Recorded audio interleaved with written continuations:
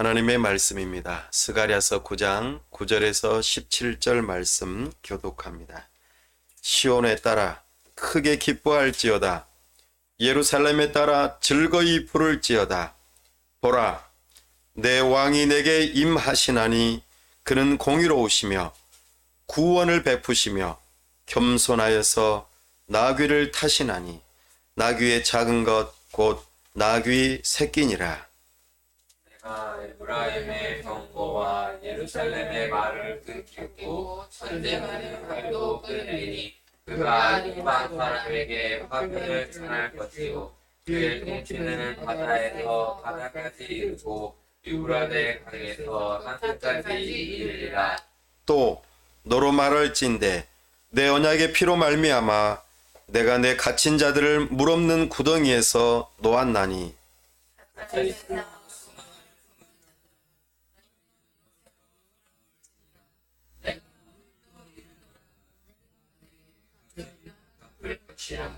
내가 유다를 당긴 활로 삼고 에브라임을 끼운 화살로 삼았으니 시온아, 내가 내 자식들을 일으켜 헬라 자식들을 치게 하며 너를 용사의 칼과 같게 하리라. 여호와께서 그들 위에 나타나서 그들의 화살을 번개같이 쏘아내실 것이며 주 여호와께서 나팔을 불게 하시며 남방 회오리 바람을 타고 가실 것이라. 만군의 여호와께서 그들을 호위하시리니 그들이 원수를 삼키며 불맷돌을 밟을 것이며 그들이 피를 마시고 즐거이 부르기를 술 취한 것 같이 할 것인즉 피가 가득한 동이와도 같고 피 묻은 제단 모퉁이와도 같을 것이라. 이날에 그들의 하나님 여호와께서 그들을 자기 백성의 양떼같이 구원하시리니 그들이 왕관의 보석같이 여호와의 땅에 빛나리로다. 다 함께요. 그의 형통함과 그의 아름다움이 어찌 그리 큰지 곡식은 청년을 새 포도주는 처녀를 강건하게 하리라. 아멘. 다 함께 기도합니다. 하나님 아버지, 은혜와 사랑을 감사합니다. 복되고 거룩한 주일 하나님 앞에 나아왔습니다. 이 시간 세우신 설교자를 통하여 하나님의 말씀을 들려 주옵소서. 우리의 눈과 귀를 열어주셔서 참으로 하나님의 영광을 보게 하여 주옵소서. 이 시간 하나님께서 은혜 주시고 우리 가운데 임재하여 주옵소서. 하나님 아버지, 하나님의 나라를 이루는 일로 교회를 세우시고 가운데 교회를 오늘에까지 이르게 하심을 감사합니다. 모든 것을 주관하시고 인도하시는 하나님인 줄로 믿사오니 오늘의 우리의 모습을 기뻐하고 감사하며 더욱더 하나님 앞에 바르게 서고 참으로 교회로서의 사명을 잘 감당할 수 있도록 은혜를 더하여 주시옵소서. 복음을 잘 선포하고 가르치며 문영혼들을 주께로 인도하며 하나님의 나라를 이루는 데에 우리가 쓰임받도록 은혜 베풀어 주시옵소서. 하나님 아버지, 이 나라와 민족을 불쌍히 여기시고 세우신 위정자들이 하나님을 경외하는 마음으로 법을 세우고 집행하며 나라를 다스릴 수 있도록 도와주옵소서. 우리가 평안함 가운데 신앙생활하며 참으로 하나님의 뜻을 다 이루는 우리가 될 수 있도록 우리에게 평안함을 허락하여 주시옵소서. 혼란스럽고 앞이 보이지 않으며 어려운 시기 가운데 우리가 지나가고 있습니다. 그러나 오직 하나님께서 어떤 분이신지, 우리를 위하여 무슨 일을 행하시는지, 하나님께서 우리에게 약속하신 것이 무엇인지 발견하며 하나님 앞에 흔들림 없는 소망으로 든든하게 서는 이 시대에 하나님의 사람들 다 될 수 있도록 은혜 베풀어 주시옵소서. 참으로 우리 하나님께서 먼 타국에서 선교하는 선교사님들을 붙들어 주시고 저들의 사역 가운데 함께 하시며 우리 하나님께서 불담으로 보호하여 주옵소서. 이 시간 우리 하나님께서 함께 하시고 영광 받으시기를 원하오며 우리 주 예수 그리스도의 이름으로 기도하옵나이다. 아멘.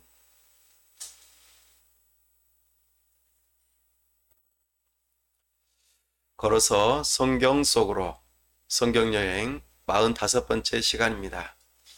오늘은 스가랴서를 중심으로 새 언약의 예고를 15번째로 함께 다루겠습니다. 성경을 통일성 있게 보려면 하나님 나라의 역사라는 주제의식을 가지고 성경을 보아야 합니다. 그럴 때 우리는 전체적으로 하나님께서 하나님의 나라를 어떻게 이루어 가시는지를 볼 수 있습니다.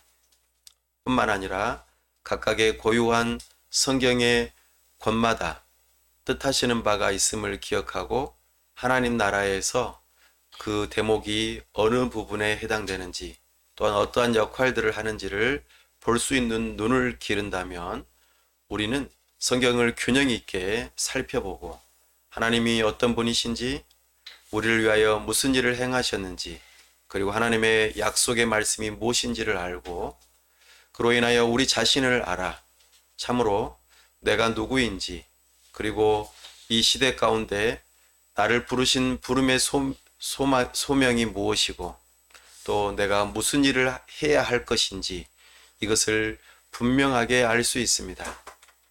그러기에 우리는 성경을 이렇게 통일성 있게 볼 필요가 있습니다. 하나님 나라의 역사는 우리의 시간의 흐름과 연결되어집니다.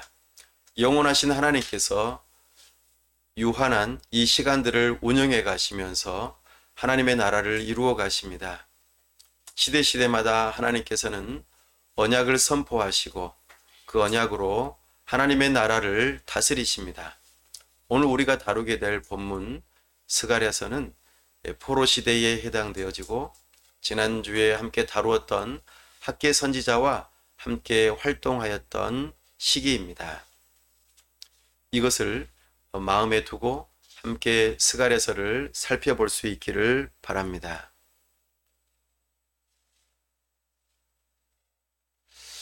스가랴서의 전체적인 구조를 함께 살펴보겠습니다.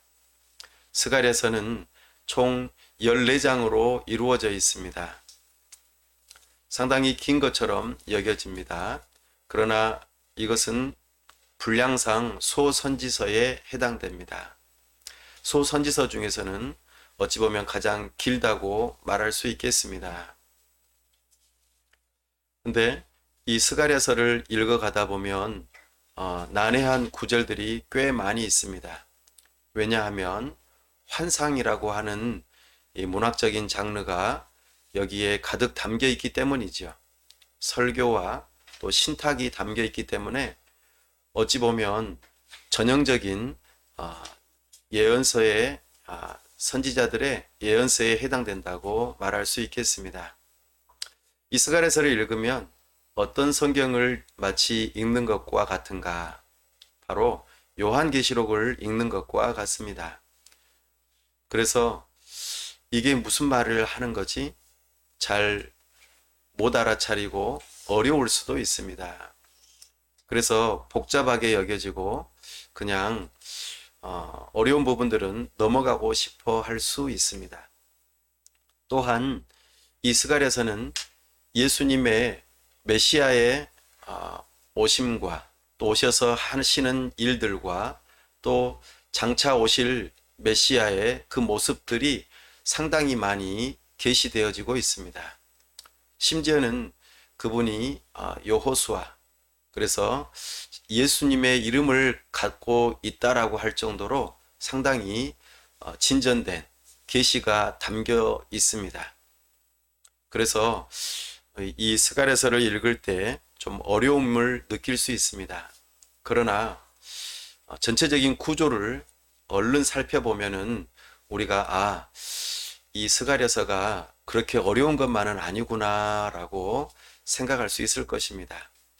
전체 14장으로 이루어진 것 중에서 6장, 그러니까 1장에서부터 6장까지는 환상들로 이루어져 있습니다. 환상은 스가랴가 꿈을 꾸는 것과 더불어서 함께 펼쳐지는 것입니다. 마치 사도 요한이 그렇게 밤모섬에 잡혀서 있으면서 환상 가운데 성령 안에서 이끌림을 받아서 여러 가지 그림을 보는 것과 같은 장면들이 나타나죠. 그래서 굉장히 직관적입니다. 마치 영화를 보는 듯한 느낌을 받을 수 있습니다. 1장에서 6장까지 이런 환상들이 몇 개 나오냐면 8개가 나옵니다. 첫 번째, 4명의 순찰자가 나오죠. 두 번째, 4뿔과 4대장장이, 세 번째, 측량하는 줄, 그리고 네 번째, 여호수아 제사장, 대제사장 여호수아가 나옵니다. 그리고 그 다음번에는 스룹바벨과 여호수아를 상징하는 두 감람나무가 나옵니다. 그리고 그 다음에 날아다니는 두루마리가 나타나죠. 그리고 에바라고 표현되어지는 광주리 안에 여인이 날아가는 모습도 나옵니다. 그리고 마지막에 네 병거가 나오는데 거기에서도 순찰자들이 나타나죠. 이렇게 8개의 환상들로 이루어져 있습니다. 근데 이것이 히브리 문학의 구조와 굉장히 연관지어져서 강조하고 싶어하는 부분을 가운데다 두었다라는 것을 우리는 문학적인 장치들을 좀 이해할 필요가 있습니다. 히브리 사람들이 글을 쓸 때나 여러 가지 시를 쓰거나 이런 환상들을 보여줄 때에 진짜 말하고 싶은 것은 항상 가운데다 둔다는 것입니다. 그래서 우리는 이것을 잘 알고 있으면 이 환상에서 말하고자 하는 것이 무엇인지 주목해 볼 수 있습니다. 이 부분은 조금 있다가 다시 한번 더 자세히 언급하도록 하겠습니다. 이것이 1장에서 6장까지의 환상에 대한 내용입니다. 그리고 6장 후반부, 중반에서 후반부까지는 그 결론적으로 환상의 결론으로 굉장히 중요한 주인공 한 사람이 등장합니다. 그분이 메시아죠. 그리고 그 메시아를 선포하면서 7장과 8장에서는 두 편의 설교를 들려줍니다. 이것이 7장과 8장의 내용입니다. 그리고 마지막으로 9장에서부터 11장까지는 첫 번째 신탁, 그리고 12장에서 14장까지는 두 번째 신탁이 나옵니다. 여기에 주된 내용은 메시아의 나라가 펼쳐지고 그 메시아의 나라에 왕의 귀환이 이루어지는 것을 우리에게 보여줍니다. 신탁은 하나님께서 말씀하시는 것을 보여준다라는 의미입니다. 이것들을 통하여 스가랴서가 우리에게 말하고자 하는 큰 주제는 환상적인 메시아의 나라를 보여줍니다. 이것을 기억한다면 스가랴서가 어느 정도 우리의 눈 안에 들어오고 스가랴서는 이런 식으로 되어져 있구나 라고 이해할 수 있을 것입니다. 자, 그렇다면 우리가 하나님의 나라의 관점으로 스가랴서를 좀 더 살펴보도록 하겠습니다.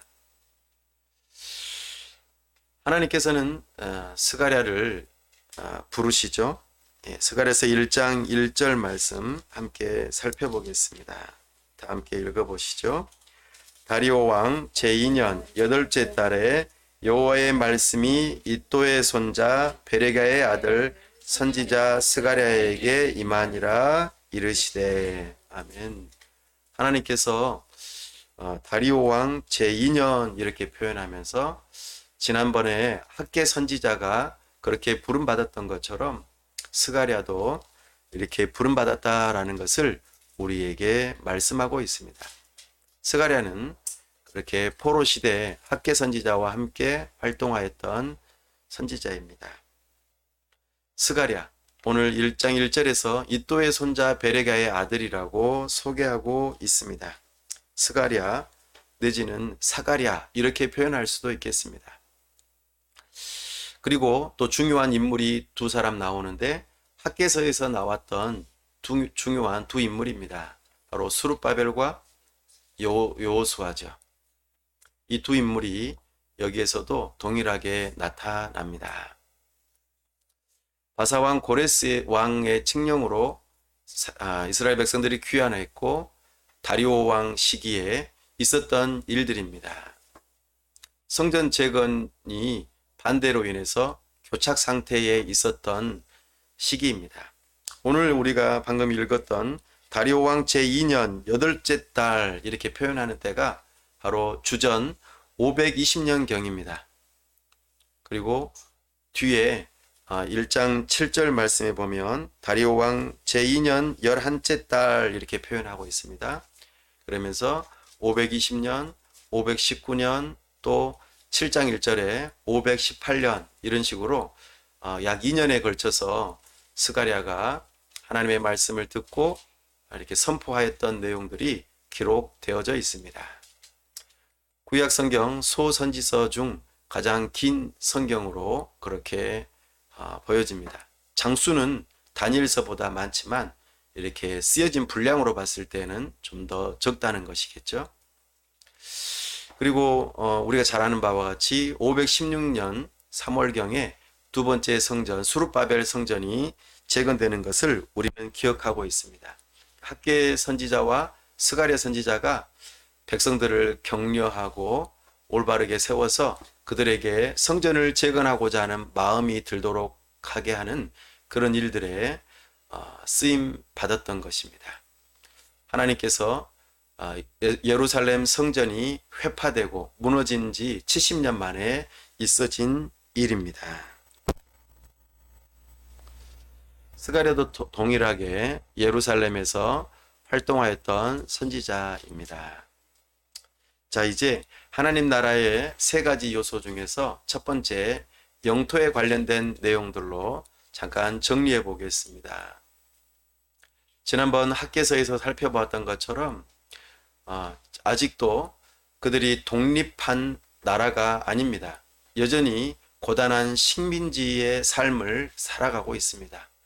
선지자들은 과거에 예언하기를 이제 70년 만에 돌아와서 완전히 세상이 바꾸어질 것처럼 그렇게 예언했다 하는 것이죠. 그런데 그 예언과는 달라 보이는 그런 현실이 눈앞에 있었습니다. 너희들이 이제 회복될 거야. 하나님께서 너희들을 강하게 하고 하나님께서 너희들을 다시 나라를 되찾게 할 거야 라고 하는 것처럼 보였는데 현실적으로는 그런 일이 이루어지지 않은 거죠. 여전히 바사 제국의 식민지로 있었고 그로 인하여 엄청나게 무거운 세금들이 계속해서 매겨지게 되었습니다. 고향으로 돌아오긴 했지만 오히려 바벨론에서 살던 시기보다 더 힘든 시기에 직면한 것입니다. 그리고 바사 왕이 정복 전쟁이라도 일으킬라 치면 그 정복 전쟁에 더 과중되는 세금으로 인하여 더욱더 힘들어졌던 것이죠. 예루살렘 성은 부분적으로 재건되었고 성전 재건은 계속해서 교착 상태에 있어서 일들이 이루어지지 않은 것입니다. 그러니 얼마나 실망하고 있겠습니까? 그러나 오늘 스가랴서 말씀을 통하여서 다시 한번 하나님께서 하나님의 나라를 어떻게 세워가시는지를 말씀하십니다. 참으로 이곳은 소망의 땅이 될 것이다. 세계적인 순례의 장소가 될 것이다. 많이 흩어져 있는 하나님의 백성들이 이곳에 와 모여서 하나님께 예배하는 일들이 있어질 것이다. 이런 일에 대한 내용들을 예언하고 있습니다. 우리 1장 16절 말씀 함께 읽어보겠습니다. 그러므로 여호와가 이처럼 말하노라. 내가 불쌍히 여김으로 예루살렘에 돌아왔은즉 내 집이 그 가운데에 건축되리니 예루살렘 위에 먹줄이 쳐지리라. 만군의 여호와의 말이니라. 아멘. 그 다음 17절에서는 풍성해질 것이라고 계속해서 말씀하고 있습니다. 먹줄은 보통 건축할 때에 측량할 때에 사용되어지는 것이죠. 이제 다시 성이 재건되어지고 성전이 재건된다라고 하는 이 부분을 언급하고 있습니다. 그뿐만이 아닙니다. 2장 5절 말씀을 함께 읽어보겠습니다. 2장 5절 시작. 여호와의 말씀에 내가 불로 둘러싼 성곽이 되며 그 가운데서 영광이 되리라. 아멘. 성곽이 없는 성이 될 것이다. 성벽을 쌓을 필요가 없다는 것이죠. 왜요? 하나님께서 불담이 되어 주시겠다고 지금 약속하기 때문입니다. 이렇게 너희가 사는 땅이 내가 보호하는 땅이 될 것이다 라고 말씀하고 있습니다. 스가랴서 4장에서는 하나님께서 임재해 계시는 성전이 세워지게 될 것임을, 그 성전 안에 순금 등잔대가 있고 또한 두 감람나무가 있을 것이다. 근데 그 두 감람나무가 누구인가 보니까 9절입니다. 9절 말씀 4장 9절 말씀 함께 읽어보십시다. 4장 9절입니다. 시작. 수룹바벨의 손이 이 성전의 기초를 놓았은즉 그의 손이 또한 그 일을 마치리라 하셨나니 만군의 여호와께서 나를 너희에게 보내신 줄을 내가 알리라 하셨느니라. 수룹바벨을 보내셨고 그 일을 이루시겠다고 약속하고 계십니다. 그리고 그 일들이 이루어질 수 있도록 하나님께서 힘을 주시겠다고 스가랴서 8장 8절 말씀에서 그렇게 말씀하십니다. 우리 함께 스가랴서 8장 8절 말씀 또 9절 말씀 함께 읽어보시죠. 9절입니다. 시작. 만군의 여호와가 이같이 말하노라. 만군의 여호와의 집 곧 성전을 건축하려고 그 지대를 쌓던 날에 있었던 선지자들의 입의 말을 이 나라에 듣는 너희는 손을 견고히 할지어다. 아멘. 스가랴 선지자는 하나님의 백성들을 향하여 여기에 하나님의 성전이 지어지게 될 것이니 그리고 너희들에게 힘이 주어질 것이니 이 일을 하라고 말하죠. 그리고 그렇게 세워지는 예루살렘에 이제 왕이 돌아올 것이라고 말합니다. 우리 스가랴서 9장 9절 오늘 본문을 함께 읽어보십시다. 시작. 시온에 따라 크게 기뻐할지어다. 예루살렘에 따라 즐거이 부를지어다. 보라, 내 왕이 내게 임하시나니 그는 공의로우시며 구원을 베푸시며 겸손하여서 나귀를 타시나니 나귀의 작은 것 곧 나귀 새끼니라. 아멘. 예루살렘의 왕이 이제 입성할 것이다. 근데 그분이 겸손하게 오실 것이다. 그래서 너희가 해야 할 일은 이것을 준비하는 것이다. 이렇게 스가랴 선지자를 통하여 격려하고 너희가 이렇게 될 것이다 라고 말씀하고 있습니다. 스가랴 선지자를 통하여 하나님의 나라가 이렇게 펼쳐질 것임을 언급하고 있습니다. 그러나 하나님의 백성들은 어떻습니까? 학개서에서 우리가 이미 살펴보았죠. 여전히 믿음이 없었습니다. 그래서 이 일에 대해 무관심하고 반대에 부딪히니까 멈추고 재정을 다른 곳에 사용하고 고물가 저임금의 상황, 사기가 저하되어지고 갈등으로 인해서 분쟁하고 실망하고 환멸을 느끼고 낙담하고 심지어는 죄책감까지 느끼는 그런 상황에 이뤘다라고 말씀하고 있습니다. 이것이 하나님 나라의 백성의 현실적인 모습이었습니다. 그래서 하나님께서는 다시 한번 말씀하시기를 굉장히 여기서 하나님의 백성들을 격려하고 있습니다. 그것을 어떻게 할 수 있는가? 우리 스가랴서 1장으로 다시 한번 돌아가 보시죠. 1장 3절입니다. 시작. 그러므로 너는 그들에게 말하기를 만군의 여호와께서 이처럼 이르시되 너희는 내게로 돌아오라. 만군의 여호와의 말이니라. 그리하면 내가 너희에게로 돌아가리라. 만군의 여호와의 말이니라. 아멘. 하나님께서 하나님의 백성들을 향하여 격려하실 때 하나님을 어떻게 계시하고 있습니까? 학개서에서도 14번 나왔었는데요. 이 스가랴서에서는 46번 나옵니다. 여호와 하나님이라고 표현하지 않고 만군의 여호와 하나님이라고 표현하고 있습니다. 만군이라고 하는 이 표현은 주권자라는 뜻입니다. 인간의 역사, 되어지는 잘 되는 일, 못 되는 일, 어떠한 일이든지 하나님께서 주관하고 계신다, 그렇게 표현하고 있습니다. 지금 반대에 부딪히고 멈추어 있는 이런 상황, 그리고 전혀 될 것 같이 보이지 않는 이런 암울한 상황, 이런 것들마저도 하나님 앞에서 하나님의 손 안에 있다는 것을 가르쳐 보이고 있습니다. 일이 잘 되면 하나님이 계시는 것 같고, 일이 안 되면 하나님이 안 계시는 것 같고, 우리는 그렇습니다. 왜냐하면 우리는 우리 눈에 보는 것으로 모든 것을 판단하기 때문입니다. 그러나 눈에 보이시지 않은 하나님께서 만군의 여호와 하나님이라고 계시합니다. 우리는 이 말씀을 들을 때에 학개서에서도 동일하게 말씀드렸지만 우리는 돌이켜야 합니다. 하나님께서는 내게로 돌아오라고 말씀하십니다. 보이지 않으시지만 여전히 살아계시고 우리의 모든 것을 주관하시는 하나님 앞에 돌아갑시다. 이것이 우리가 살 길이고 우리가 나아갈 길입니다. 그리하면 하나님께서 너희에게로 돌아오리라 약속하셨습니다.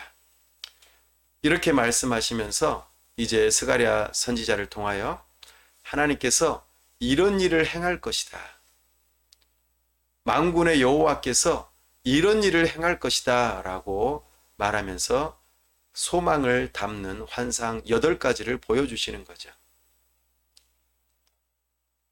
직관적으로 그림을 보듯이, 아, 틀림없구나, 하나님께서 그렇게 하시는구나 라고 누구든지 알아들을 수 있도록, 누구든지 볼 수 있도록 그렇게 환상을 8가지를 주시는 것이죠.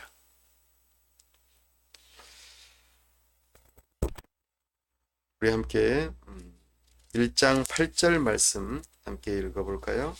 1장 8절 말씀입니다. 시작. 내가 밤에 보니 한 사람이 붉은 말을 타고 골짜기 속 화석류 나무 사이에 섰고 그 뒤에는 붉은 말과 자줏빛 말과 백마가 있기로. 하나님께서 돌아오라고 하시고 이제 소망의 메시지를 주기 위해서 하시는 표현들 가운데 몇 가지가 있는데, 잠잠하라고 하십니다. 그리고 듣게 하시고 보게 하십니다. 그리고 아주 자세히 설명해 주죠.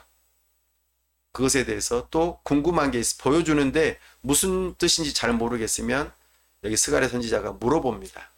그리고 그것에 대해서 아주 자세하게 설명해 줍니다. 사도 요한도 동일하게 그렇게 했습니다. 하나님께서는 하나님의 뜻을, 하나님이 하실 일들을 이렇게 계시하고 있습니다. 우리는 성경을 읽을 때마다 잠잠해야 합니다.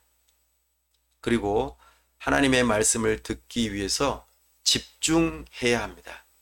그리고 집중해서 들을 때 자세히 물어봐야 합니다. 하나님, 이게 무슨 뜻입니까? 하나님께서 하실 일이 무엇입니까? 저희를 향하여 무엇을 말하고자 하십니까? 이거를 왜 보여주십니까? 라고 물어야 합니다. 이것이 하나님의 백성의 태도이죠. 만군의 여호와께서 하나님의 백성들을 다스리고 계신다는 믿음을 가진 자들은 하나님의 말씀을 이렇게 대합니다. 우리도 여기에서 스가랴 선지자의 태도처럼 우리는 이렇게 해야 할 것입니다. 9절 말씀 함께 읽어보겠습니다. 시작. 내가 말하되 내 주여 이들이 무엇이니까 하니 내게 말하는 천사가 내게 이르되 이들이 무엇인지 내가 내게 보이리라 하니. 아멘. 스가랴 선지자처럼 물어야 합니다. 이들이 무엇이니까? 이게 무슨 뜻입니까? 이게 왜 여기서 등장합니까? 이게 왜 이렇게 말씀하셨습니까? 하나님께서는 말씀해 주시죠. 그래서 천사가 내게 이르되 이들이 무엇인지 내가 내게 보이리라. 우리는 이런 마음을 가지고 하나님의 말씀을 대해야 할 것입니다.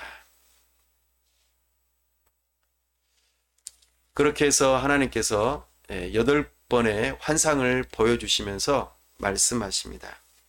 방금 우리가 읽었던 것처럼 4명의 순찰자들이 나타나죠. 그 순찰자들이 쭉 돌아보니까 여기는 평안하다, 평화가 있음을 그렇게 말해 줍니다. 이것이 뒤에 6장 1절에서 8절 사이에 나타나는 네 병거하고 이렇게 짝을 서로 연관성이 관계가 있다는 것을 우리는 좀 기억할 필요가 있습니다. 이게 히브리 문학의 구조 어떤 특징입니다. 우리 6장 1절 한번 읽어볼까요? 좀 뒤로 넘겨서 6장 1절. 앞에는 4명의 순찰자들이 말을 타고 왔는데요. 이제 그 말이 끄는 병거들이 있습니다. 6장 1절입니다. 시작. 내가 또 눈을 들어본즉 내 병거가 두 산 사이에서 나오는데 그 산은 구리산이더라. 아멘. 첫째, 둘째, 셋째, 넷째 이렇게 나타나죠. 이게 서로 짝을 이룬다 그 말입니다. 이런 식으로 표현하면서 메시아께서 오심으로 인해서 이곳에 평화가 온다라는 것을 눈으로 보여준다는 것입니다. 두 번째, 이제 또 함께 서로 연관성 있는 환상이 있습니다. 우리 1장 18절 말씀으로 가보겠습니다. 1장 18절 시작. 내가 눈을 들어본즉 네 개의 뿔이 보이기로. 눈을 들어본즉 이제 또 환상을 봤다는 거겠죠. 여기 네 뿔이 나오고 또 네 대장장이들이 나타납니다. 이게 무슨 뜻이지? 라고 또 궁금해 하겠죠. 이것에 대해서 또 설명이 또 나옵니다. 이것은 이스라엘 백성들이 하나님 앞에 범죄함으로 인하여서 하나님께서 일으킨 바벨론 또 바사 이런 나라들을 의미합니다. 그들을 통하여 하나님께서 이스라엘 백성들을 심판하셨다는 것이죠. 외부의 적, 대적들로 원수들로 인해서 우리가 죄 지은 것에 대한 심판이 있다는 것을 말해주고 있습니다. 그리고 이것과 또 연관성 있게 스가랴서 5장에서 이런 부분이 나타납니다. 스가랴서 5장 1절 한번 읽어볼까요? 시작. 내가 다시 눈을 들어본즉 날아가는 두루마리가 있더라. 또 눈을 들어보죠. 이게 환상을 본다 그 말입니다. 근데 날아다니는 두루마리는 어떤 역할을 합니까? 하나님의 말씀이 기록되어 있는 것이 두루마리죠. 그 두루마리가 막 날아다녀요.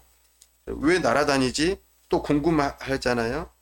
보니까 여기에 도둑질하는 사람, 그러니까 하나님 앞에서 거짓말하고 도둑질하고 이렇게 죄인들을 거기서 이렇게 올가매고 감싸가지고 날아다닌다 그 말입니다. 그러니까 날아다니면서 죄인들을 감싸서 잡아가는 것이죠. 이건 무엇을 의미합니까? 하나님의 말씀이 하나님의 말씀대로 순종하지 않는 사람들을 올가매는 것이죠. 율법이 하나님께서 너희들은 죄야, 죄를 지은 거야 라고 말씀하시는 것이죠.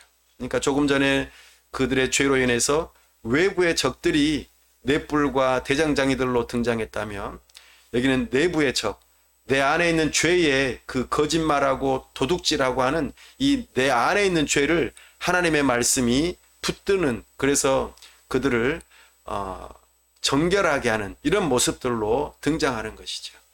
그래서 이런 것들을 통하여 메시아가 오심으로 원수를 물리치고 백성을 보호하신다는 말씀과 하나님의 백성의 죄를 깨끗하게 정결하게 하신다는 이런 모습들을 이렇게 환상으로 보여주고 있는 것입니다. 다시 스가랴서 3장으로 가볼까요? 스가랴서 3장 1절입니다. 함께 읽어보겠습니다. 대제사장 여호수아는 여호와의 천사 앞에 섰고 사탄은 그의 오른쪽에 서서 그를 대적하는 것을 여호와께서 내게 보이시니라. 아멘. 대제사장 여호수아가 나타나죠. 아주 특별합니다. 근데 그 오른편에 서서 대적하는 자가 있죠. 누굽니까? 사탄이 서 있습니다. 이것을 여호와께서 내게 보여주셨다. 근데 이 여호수아는 어떤 옷을 입고 있습니까? 2절에 보니까 불에서 꺼낸 그슬린 나무가 아니냐라고 하면서 3절 또 연결해서 보니까 더러운 옷을 입고 있다고 말하고 있습니다. 아주 특별한 모습이죠. 그런데 더러운 옷을 어떻게 해줍니까? 4절에 보니까 옷을 벗기고 그리고 머리에 관을 씌워주는 모습을 보여줍니다. 대제사장이 보통 입는 복장이죠. 대제사장이 머리에 관을 쓰고 옷을 정결한 옷을 입죠. 세마포 옷을. 이것이 지금 정결하지 못한 모습들로 있었다 하는 것이죠. 그리고 이제 이 모습들이 가만히 들여다보면서 이제 여러 가지 표현하는데 이제 그 다음에 4장에서는 또 4장 1절 한번 읽어보겠습니다. 시작. 내게 말하던 천사가 다시 와서 나를 깨우니 마치 자는 사람이 잠에서 깨어난 것 같더라. 이제 꿈 속에서 또 환상 속에서 함께 있는 모습을 계속해서 보여줍니다. 그리고 보여주는 것이 있죠. 4장 2절 말씀해 보니까 순금 등잔대가 나타납니다.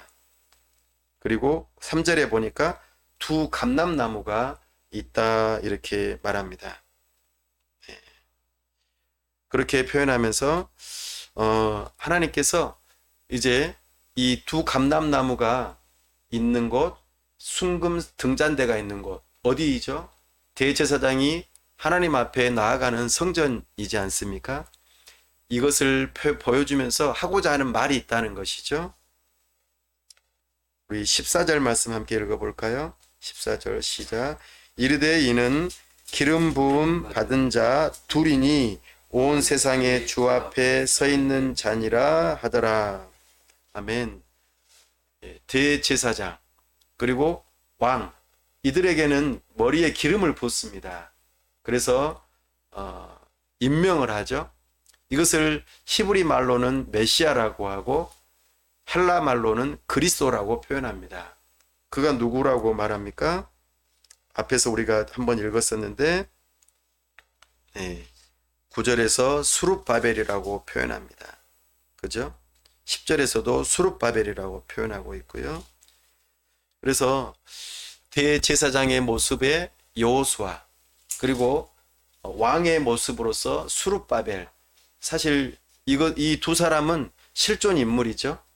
학개서에서도 나왔습니다. 성전을 재건하는데 대제사장 여호수아가 있었고 총독으로 왔던 여호야긴의 손자 수룹바벨이 와서 이 두 사람이 지도자가 되어서 성전을 재건한다고 하였습니다. 이 두 사람이 그 일을 하기도 하지만 이 두 사람은 장차 오실 메시아 그리스도를 예표하고 있다 그 말이죠.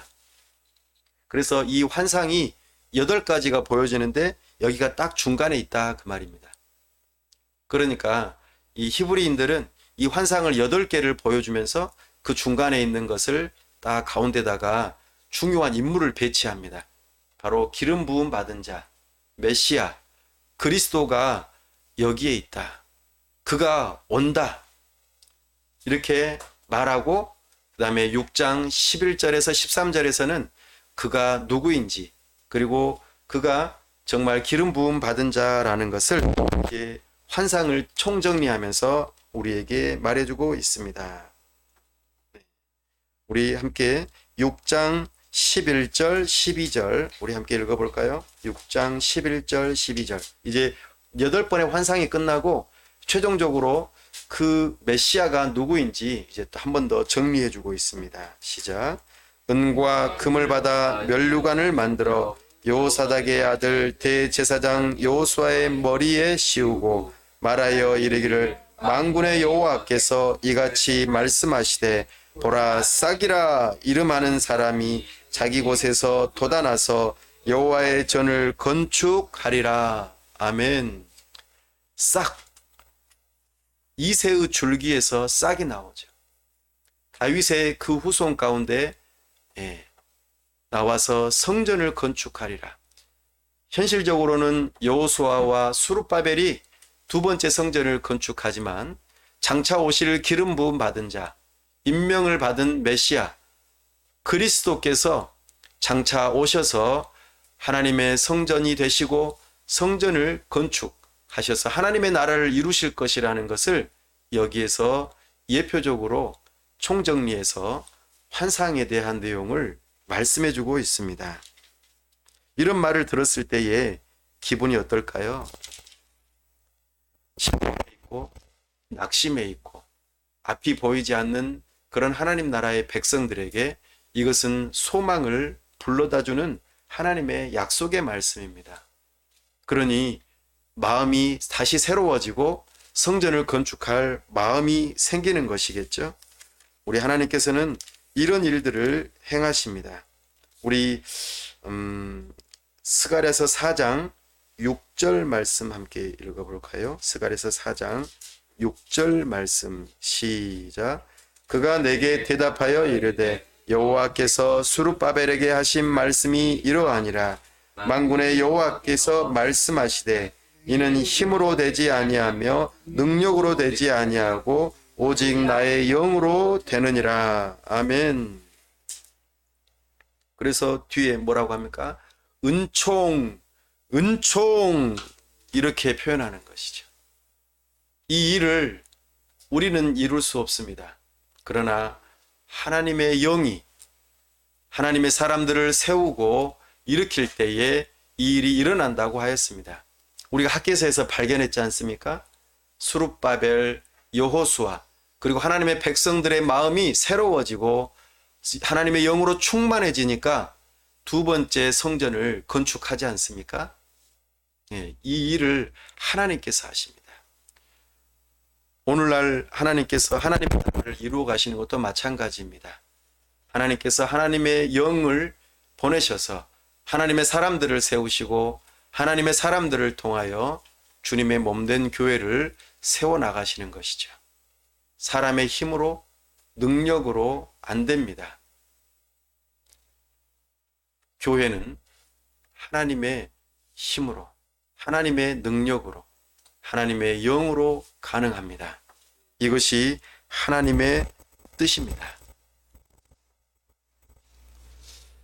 이렇게 하나님께서 희망을 주셨으니까 사람들이 막 이렇게 힘을 얻겠죠. 그런 가운데 이제 7장 1절을 지나가면서 한 2년 가까이 된 것 같습니다. 정확하게 2년은 아니겠지만 그래도 횟수로 봤을 때에 7장 1절 한번 읽어볼까요? 이제 지난번에는 2년이었는데 7장 1절에 보니까요. 시작. 다리오 왕 제4년 아홉째 달 곧 그슬레월 4일에 여호와의 말씀이 스가랴에게 임하니라. 아멘.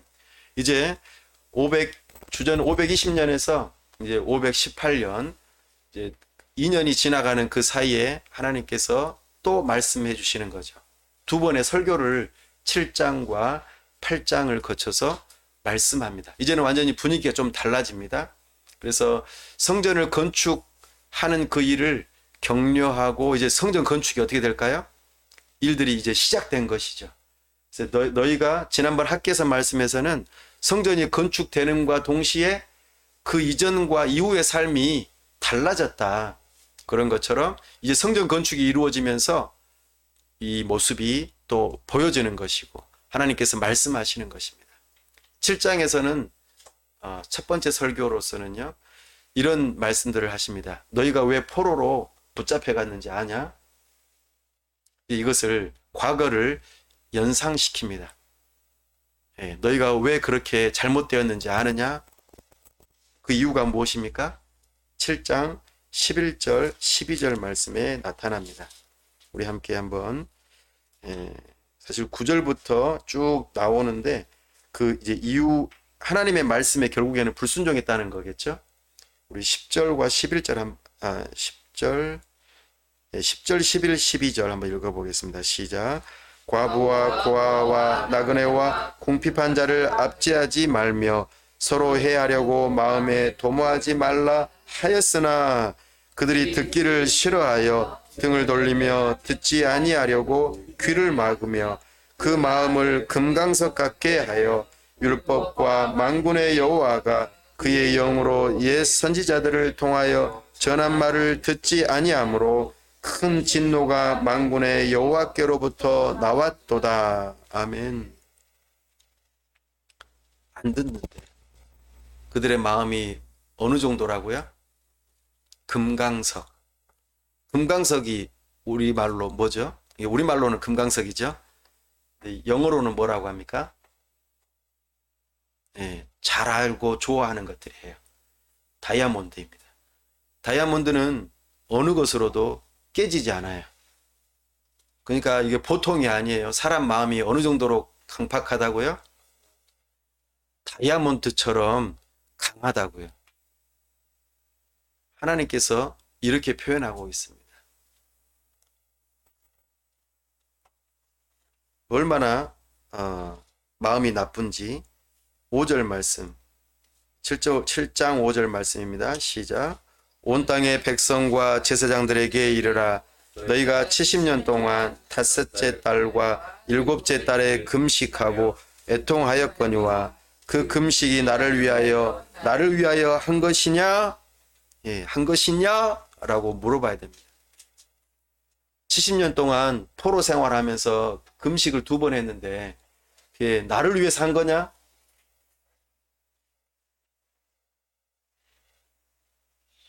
너희들의 불순종이 결국에는 너희들의 마음 깊은 곳에서부터 내 말을 듣지 않으려는 금강석과 같은 다이아몬드와 같은 그 마음이 있기 때문에 너희가 포로 생활을 한 것이다. 사랑하는 여러분, 우리가 반복적으로 나쁜 생각을 계속해서 하게 되면 또 반복적으로 그것에 준하는 나쁜 말을 하게 되면 반복적으로 우리는 나쁜 행동을 하게 되어 있습니다. 왜 그럴까요? 반복되기 때문에 그렇습니다. 반복이 된다는 것은 뭔가가 굳어지는 것을 의미합니다. 근육을 한 번 쓰면 매우 아픕니다. 그러나 2번 쓰고 3번 쓰고 4번 쓰면 그 근육은 이제 단련되어서 아프지 않죠. 마찬가지입니다. 반복적으로 나쁜 생각을 하게 되면 그것이 반복되면 결국에는 말로 나쁘게 반복적으로 나타납니다. 그것이 또 반복적으로 나쁘게 행동하면 결국에는 뭐가 된다고요? 다이아몬드가 된다고요. 굳은 마음. 우리 하나님께서 말씀하시는 바 다이아몬드와 같은 금강석과 같게 하여 귀를 막고 등을 돌리고 싫어하고 이게 반복됐다는 거예요. 이스라엘 역사에 반복적으로 나타나는 모습입니다. 이것을 지금 경고하고 있습니다. 너희가 내 말을 듣지 않는구나. 그리고 나쁜 생각을 반복적으로 하는구나. 그 나쁜 말을 반복적으로 하는구나. 그 나쁜 행동을 반복적으로 하는구나. 그것이 결국에는 나의 말을 듣지 않고 너희 마음대로 너희가 원하는 대로 하고 있구나. 이것을 지금 상기시키고 있습니다. 2번째 8장에서는 2번째 설교에서는 이제는 조금 사뭇 다른 분위기의 설교가 이루어집니다. 내가 다시 너희를 세울 것이다. 너희들은 그렇게 나를 향하여 불순종했고 굳은 마음으로 너희 자신을 위해서 금식했지만 이제는 내가 너희들에게 은혜를 베풀 것이다. 8장 3절 말씀입니다. 시작. 여호와가 이같이 말하노라. 내가 시온에 돌아와 예루살렘 가운데에 거하리니 예루살렘은 진리의 성읍이라 일컫겠고 만군의 여호와의 사는 성산이라 일컫게 되리라. 아멘. 하나님께서 은혜를 베푸시겠다고 말합니다. 너희들이 포로로 붙들려 갔지만 이제 다시 돌아온 이곳이 진리의 성읍이 될 것이다. 놀라운 반전입니다. 하나님께서 그 일들을 이루시겠다고 약속하고 있습니다. 그리고 내가 너희들을 이제는 전혀 다른 사람들로 바꿀 것이라고 말씀하고 있습니다. 16절, 8장 16절, 17절 한번 읽어볼까요? 16절, 17절 시작. 너희가 행할 일은 이러하니라. 너희는 이웃과 더불어 진리를 말하며 너희 성문에서 진실하고 화평한 재판을 베풀고 마음에 서로 해하기를 도모하지 말며 거짓 맹세를 좋아하지 말라. 이 모든 일은 내가 미워하는 것이니라. 여호와의 말이니라. 아멘. 이제는 이렇게 말씀하시면서 완전히 내가 너희들을 바꾸어 주겠다.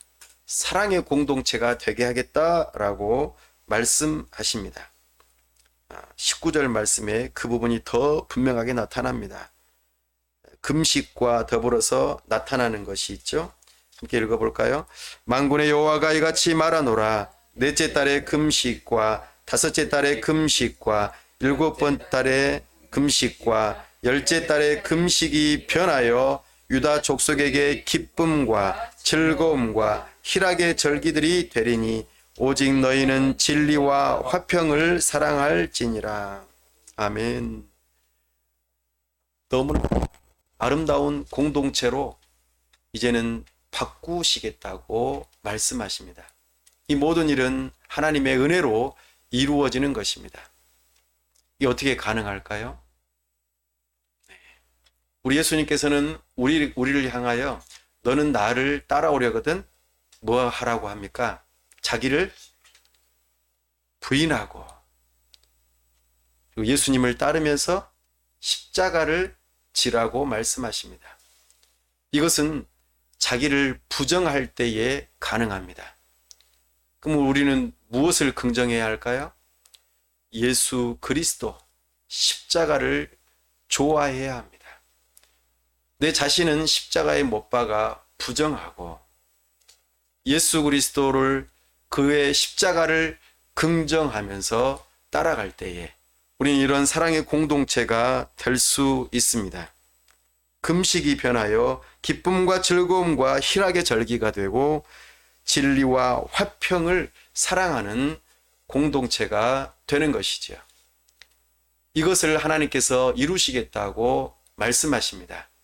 이것이 만군의 여호와의 두 번째 설교 말씀입니다. 이것으로 인하여 어떤 결과가 찾아올까요? 우리 23절 말씀, 우리 교회의 기도 제목이기도 합니다.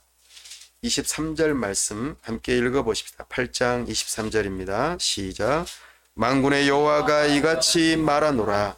그날에는 말이 다른 이방 백성 10명이 유다 사람 하나의 옷자락을 잡을 것이라. 곧 잡고 말하기를 하나님이 너희와 함께 하심을 들었나니 우리가 너희와 함께 가려 하노라 하리라 하시니라. 아멘. 이방 사람 10명이 유다 사람 1명 붙들고 은혜를 구한대요. 너희에게 하나님 계시다는 거 우리가 들었다. 나도 하나님 만나고 싶다.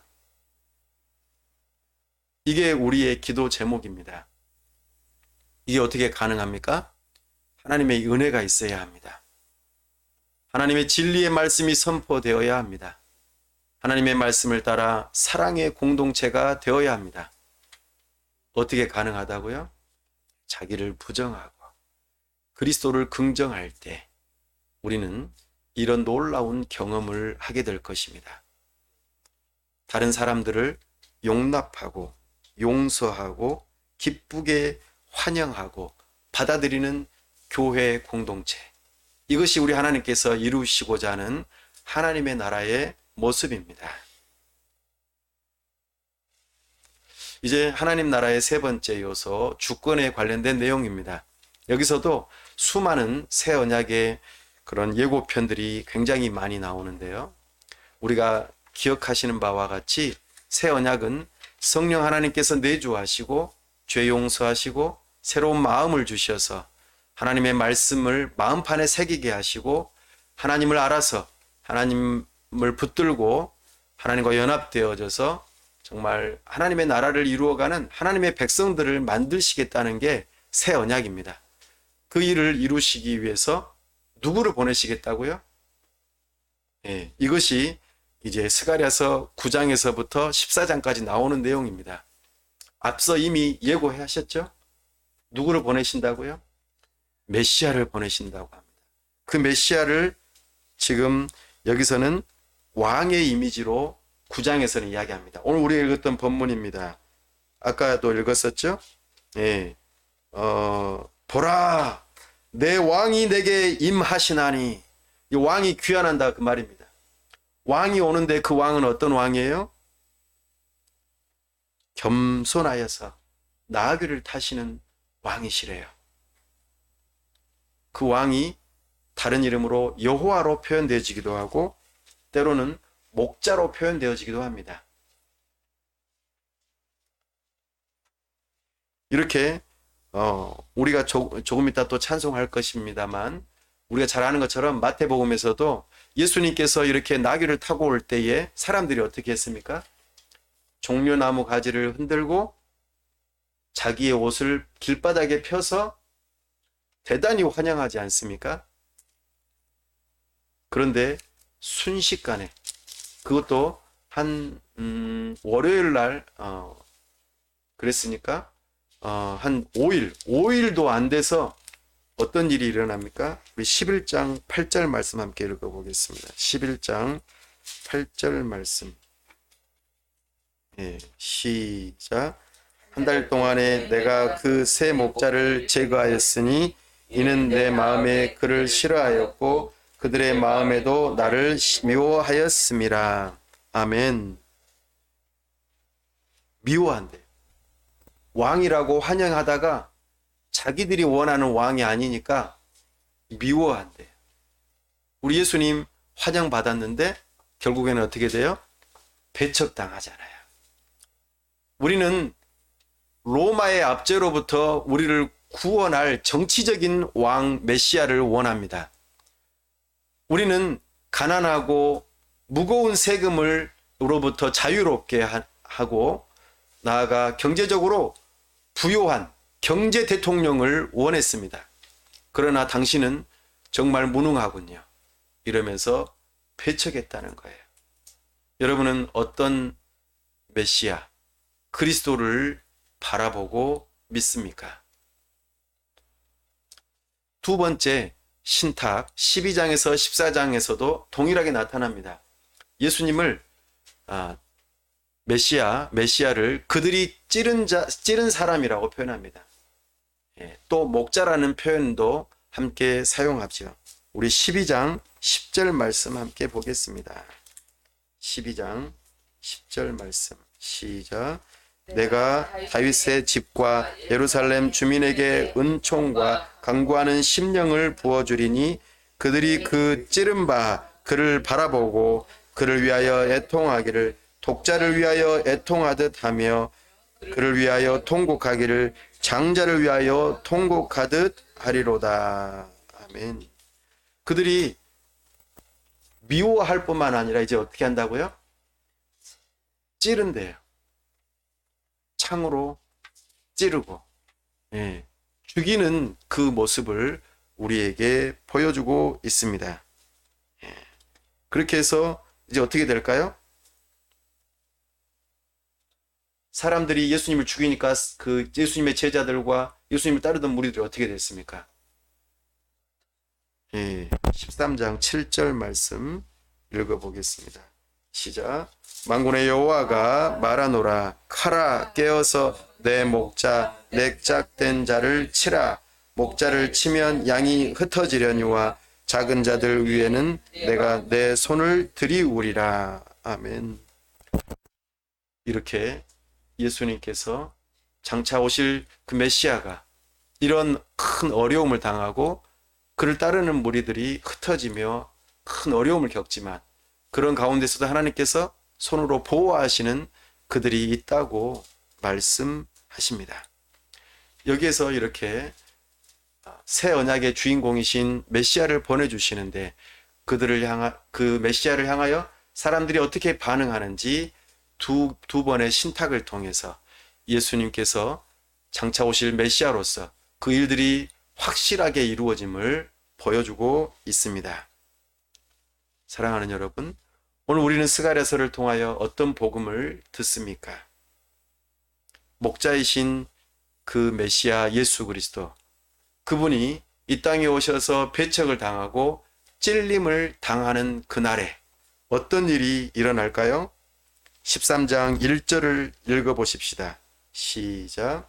그날에 죄와 더러움을 씻는 샘이 다윗의 족속과 예루살렘 주민을 위하여 열리리라. 아멘. 샘이 열리면 어떻게 돼요? 물이 콸콸콸 쏟아지겠죠? 그 날에 우리의 목자 되신 예수 그리스도께서 배척을 당하고 찔림을 당하는 그 날에 예수 그리스도의 그 십자가의 죽음이 있는 그 날에 죄와 더러움을 씻는 샘이 열리리라. 이것이 스가랴서에서 우리에게 전해주는 복음입니다. 이것을 모른 채 사람들은 어떻게 했어요? 우리가 조금 전에 읽어보았죠. 12장 10절 말씀에서와 같이 그들이 그 찌른 바 그를 바라본다고 하였습니다. 사랑하는 여러분, 참으로 그들은 하나님의 보내신 메시아를 찔러 죽였습니다. 그러나 하나님께서는 그 예수 그리스도를 다시 살리시고 부활하게 하셨어요. 이것을 그 죽인 자들이 바라보게 됩니다.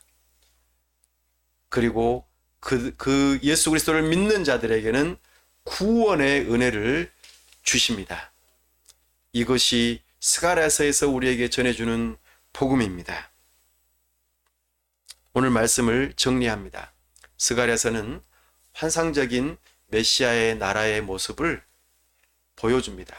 그러면서 그 나라를 이루는 일에 있어서 너희들이 준비해야 할 일이 무엇인지, 그래서 성전을 재건하고 예루살렘 성을 다시 재건하여서 오실 메시아를 준비하라고 말합니다. 소망이 없는 고단한 그 식민지의 생활에서 왕이요 제사장이신 메시아를 보내실 환상을 보여주시고 또 배척당하고 죽임당하는 메시아를 바라보게 하면서 죄와 더러움을 씻는 날, 그 날이 있음을 바라보게 하시고 너희들은 만군의 여호와께로 돌아오라. 그리고 우리에게 구원을 베푸신 그 하나님께 크게 기뻐하고 즐거이 부르라고 선포하고 있습니다. 만군의 여호와, 그분이 보내신 아들을 통해서 우리에게 새로운 생명을 주시겠다고 약속하십니다. 이 말씀이 스가랴서에서 선포되고 있습니다. 시간 함께 기도하기를 원합니다. 여전히 식민지의 백성들처럼 아무것도 앞이 보이지 않는 절망 가운데 있다고 힘들어하지 않습니까? 그때 우리 주님께서 우리의 눈을 들어 하나님의 하실 일과 또 하나님의 약속을 보여주시고 들려주십니다. 우리에게 메시아를 보내시겠다 약속하시고 모든 죄와 더러움의 문제를 다 해결하시고 우리를 구원하시며 참으로 하나님의 자녀요 백성 삼으셔서 하나님의 나라를 이루시겠다고 만군의 여호와의 열심으로 하나님의 영으로 이 모든 일들을 이루시겠다고 약속하십니다. 이 하나님의 부르심 앞에 우리는 하나님께 돌아가기를 원합니다. 다이아몬드와 같이 굳은 마음을 가지고 하나님에게서 멀어지지 아니하고 부드러운 마음을 가지고 하나님 앞에 나아가 은혜를 구하고 참으로 하나님의 말씀을 따라 격려를 받고 위로를 받고 새 힘을 얻어서 우리 주님의 몸된 교회를 섬기는 일에 참으로 자기를 부정하고 오직 그리스도를 긍정하며 살아갈 수 있게 해달라고, 참으로 믿는 믿음을 가지고 살아가게 해달라고 이 시간 다 같이 함께 기도하겠습니다. 아버지 하나님, 이 시간 우리가 스가랴서 말씀을 통하여 주의 복음을 듣습니다. 참으로 우리의 모든 죄와 더러움을 씻으시는 그날 우리 주 예수 그리스도의 십자가의 그 죽음이 오늘 나에게 이미 이루어져 선포되었던 것을 기억합니다. 그럼에도 불구하고 우리는 참으로 소망이 없는 자처럼 그렇게 힘겨워하며 살아갑니다. 주님의 몸된 교회를 세우기보다는, 참으로 사랑의 공동체를 세우기보다는 마음을 굳게 하고 하나님의 뜻과는 다르게 살아갑니다. 주여 불쌍히 여겨 주옵소서. 자기를 부정하며 그리스도를 긍정하고 오직 예수 그리스도만을 붙들고 우리를 위하여 이루신 그 일에 감사하고 그 일을 완성하실 그리스도를 찬송하며 우리 주님의 이름을 높여드리며 찬송과 영광과 사랑의 공동체를 이루어갈 수 있도록 도와주옵소서. 일들로 인하여 많은 사람들이 하나님께서 우리와 함께 하심을 바라보고 주께로 나아오는 역사가 있도록, 하나님의 나라를 이루는 역사가 있도록 우리에게 은혜를 베풀어 주시옵소서. 오 아버지, 불쌍히 여겨 주옵소서. 은혜 베풀어 주옵소서. 우리의 마음을 부드럽게 하여 주시고 주님을 믿는 믿음으로 살아갈 수 있도록 도와주시옵소서. 우리 주 예수 그리스도의 이름으로 기도하옵나이다.